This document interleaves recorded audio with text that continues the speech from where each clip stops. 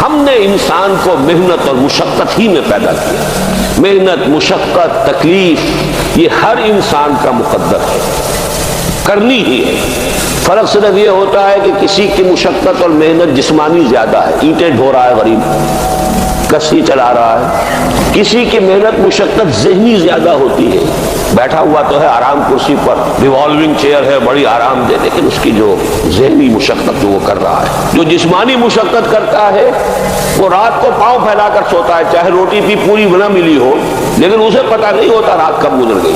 اور یہ دوسرے جو ہوتے ہیں انہیں رات کو بھی نیند نہیں آتی، مخملی گدیروں پر بھی نہیں آتی. انہیں ضرورت ہوتی ہے ہپنوٹکس کی بھی، سیڈیٹیوز کی بھی، ٹرینکولائزرز کی بھی، یہ ساری چیزیں وہاں چلتی ہیں، اس لیے کہ ان کی جو کوفت ہے وہ کسی اور قسم کی. لیکن بچا ہوا کوئی نہیں ہے. محنت، مشقت قرآن نے اتنی قسمیں کھا کر اللہ نے کہا ہے. ہم نے انسان کو، یہاں کسی انسان کی تخصیص نہیں ہے. محنت، مشقت، اور اس محنت مشقت کے ساتھ اس میں غالب نے ایک اور رنگ داخل کیا ہے، اس کے ساتھ غم بھی. مثلا حیوان اور انسان میں کیا فرق ہے؟ بیل ہے، کولو چلا رہا ہے، مشقت تو وہ بھی کر رہا ہے. بار برداری کا اونٹ ہے، بوجھ ڈھو رہا ہے ادھر سے ادھر تک، محنت تو وہ بھی کر رہا ہے. انسان محنت بھی کرتا ہے، مزید اس کو رنج اور غم جو سابقہ اس کو پیش آتا ہے. بیل کو پتہ بھی نہیں ہوگا میری کو اولاد بھی ہے، نسل بھی ہے، وہ کوئی بیمار ہے، کس حال میں ہے. گائے کو بھی اپنے بچے کی خبر ہوگی، وہ چھوٹا سا جب ہے دودھ پیتا ہے، اس کے بعد اسے کیا پتا وہ کہاں گیا کہاں نہیں ہے. انسان کو جو تکلیفیں جھیلنی پڑتی ہیں، جو غم جھیلنے، وہ حیوان کے لیے نہیں ہے، یہ انسان کے لیے. اسی لیے کہا غالب نے کہ قید حیات و بند غم اصل میں دونوں ایک ہیں. موت سے پہلے آدمی غم سے نجات پائے کیوں؟ تو یہ مشقت اور غم دونوں کو شامل کر لیجئے. انسان کا معاملہ حیوان سے بدتر ہے اس پہلو سے. کبھی کسی بیل کو، اونٹ کو وہ صدمہ نہیں ہوا ہوگا کہ بیٹا نے سینے تان کر کہا ابا جان آپ چھوڑیے، آپ کیا باتیں کرتے ہیں، آپ تک کیا دوسری باتیں کرتے ہیں. اب زمانے کا رنگ بدل گیا. وہ جو بوڑھے باپ کو جو اس وقت صدمہ پہنچتا ہے، یہی ہے وہ جس پر میں نے اپنی جوانی کھپائی ہے، جس میں میں نے اپنے آپ کو انویسٹ کیا ہے. آج یہ میرے سامنے کھڑا ہو کر کیا کہہ رہا ہے؟ اور یہ تو میں نے بڑی ہلکی مثال دی ہے. گالیاں دینے والے بھی ہیں، ماں باپ کو قتل کرنے والے بھی ہیں. مرتا نہیں ہے بڈھا کہ یہ مرے تو مجھے یہ ساری جائیداد ملے اور مجھے آزادی حاصل ہو. اے انسان، تجھے مشقت پر مشقت جھیلتے ہوئے، محنت پر محنت کرتے ہوئے ہی آگے بڑھنا ہے، اور پھر اپنے رب کے حضور میں پیش ہونا ہے. یہ اور مصیبت ہے. کسی اونٹ اور کسی بیل سے محاسبہ نہیں ہے وہاں. اس روز کہے گا کافر کاش میں مٹی ہوتا، انسان بنا ہی نہ ہوتا، جسے آج ہم بہت بڑا شرف سمجھ رہے ہیں، شرف انسانیت. کاش کہ میں مٹی ہوں، یہ انسان کی حیثیت مجھے دی ہی نہ جاتی کہ میں آج یہاں کھڑا ہوں جواب دے کے. حضور نے فرمایا کل نفس یغدو فبائع نفسہ فموتقھا وموبقھا. ہر انسان جب صبح آنکھ کھلتی ہے، رات کے سونے تک وہ اپنے آپ کو بیچتا ہے. کوئی جسمانی مشقت اپنی بیچ رہا ہے، شام کو 100 روپے لے کر آیا ہے، اس نے اپنی جسمانی محنت بیچی ہے نا. کسی نے اپنی ذہنی محنت، ذہنی صلاحیت بیچی ہے، چاہے وہ ڈاکٹر ہے، چاہے انجینئر ہے، کوئی اور ہے، وہ اپنی ذہنی صلاحیت بیچ رہا ہے بیٹھا ہوا اپنے کلینک میں، اپنے آفس میں. بائع نفسہ، اپنے آپ کو بیچتا ہے. یہ بیچنا تو ہر ایک کا ہے، ہر شخص بیچ رہا ہے اپنے آپ کو. کوئی بدبخت وہ ہے جو یہ ساری مشقت جھیل کر بھی رات کو جہنم لے کر آیا ہے. مشقت بھی جھیلی اور لے کر بھی آیا آگ کے انگارے، اس لیے کہ حرام کاروبار کیا. کوئی وہ ہے جو اس مشقت کے بعد اپنے نفس کو جہنم کی آگ سے چھٹکارا دے کر آتا ہے. بیچا، جائز جگہ بیچا، جائز طریقے سے بیچا اس نے بھی، محنت اس نے بھی کی، مشقت اس نے بھی کی، لیکن اس نے اپنی مشقت کے نتیجے میں اپنے آپ کو برباد کر لیا. تو جب آزمائش میں کوئی پڑے گا تو پتا چلے گا نا کہ کھرا ہے یا کھوٹا ہے. آزمائش میں نہیں آیا، امتحان میں نہیں آیا، کوئی تکلیف آئی نہیں، تو وہ کھرے اور کھوٹے گڑبڑ رہیں گے، ملے جلے رہیں گے. دودھ کا دودھ اور پانی کا پانی جدا نہیں ہوگا. کیا لوگوں نے یہ سمجھا تھا کہ وہ چھوٹ جائیں گے صرف یہ کہنے پر کہ ہم ایمان لے آئے اور انہیں آزمایا نہ جائے گا؟ ہم نے تو آزمایا ہے ان سب کو جو ان سے پہلے آئے.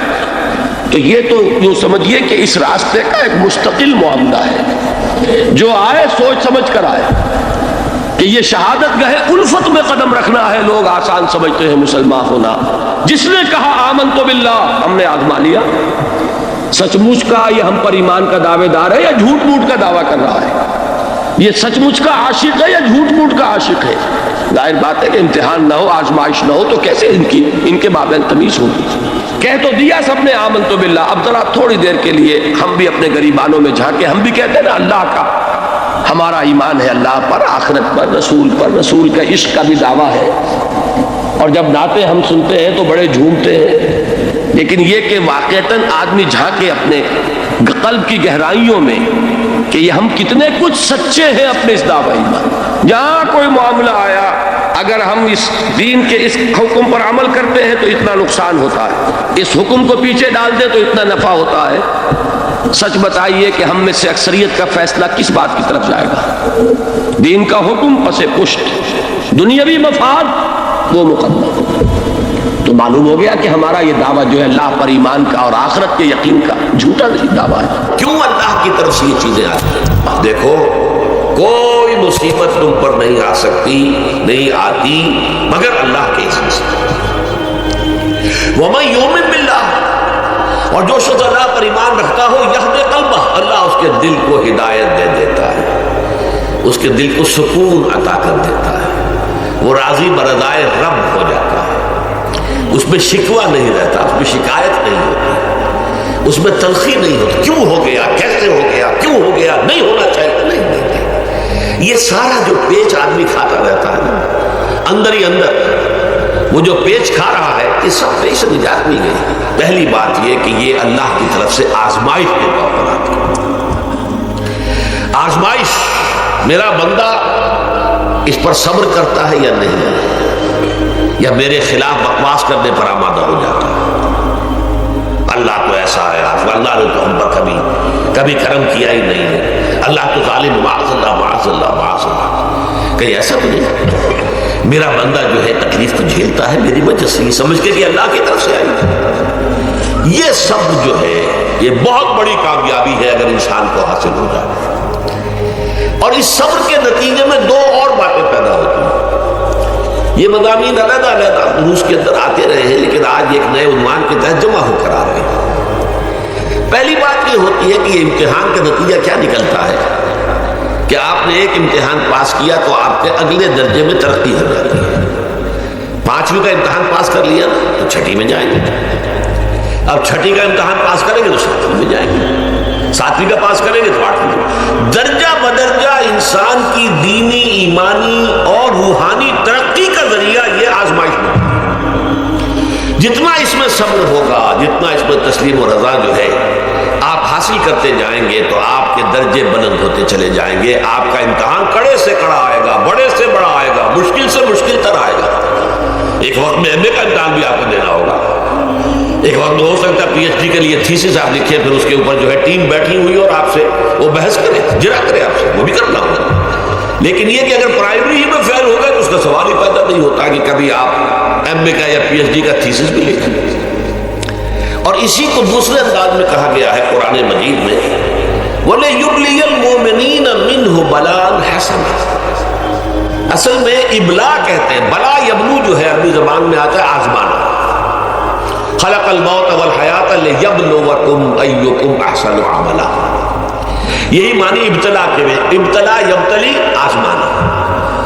ابلا یبلی جو آتا ہے باب افعال سے، اس میں آتا ہے کسی کو کسی تکلیف میں ڈال کر اس کو نکھارنا، کہ اس کا جوہر نکھر جائے، اس کے اندر جو خیر ہے وہ اور چمک جائے، لوگوں کو بھی معلوم ہو جائے کہ یہ شخص اس مقام کا اہل ہے، اس کے اندر یہ صلاحیت ہے، اس میں یہ قوت موجود ہے۔ تو یہ گویا کہ اہل ایمان کی صلاحیتوں کو نکھارنے کے لیے اور ان کے درجات کی ترقی کے لیے بھی اللہ تعالیٰ دنیا کے اندر یہ مصیبتیں اور امتحانات جو ہیں آزمائش کے حوالے سے افراد پر بھی اجتماعی طور پر ملاتا ہے۔ اور ایک اس کا اور بھی ہے، اہل ایمان پر اس طرح کی ابتلا و آزمائش کی ایک نوعیت اور بھی ہے، اور وہ یہ ہے کہ جو بھی آپ سے غیر ارادی طور پر یا یہ کہ آپ نے کوئی گناہ ارادی طور پر بھی کر لیا، اللہ تعالیٰ اس کی سزا اسی دنیا میں دے کر آخرت کی سزا سے محفوظ کر دیتا ہے۔ گویا کہ اس سے بڑا خیر کیا ہوگا؟ یہاں کی سزا کیا ہے؟ جھیل لی آپ نے، بخار آ گیا، ٹانگ ٹوٹ گئی، چلیے 3 مہینے آپ بستر پر پڑے رہے نا، اور کیا ہوا؟ کچھ نہیں۔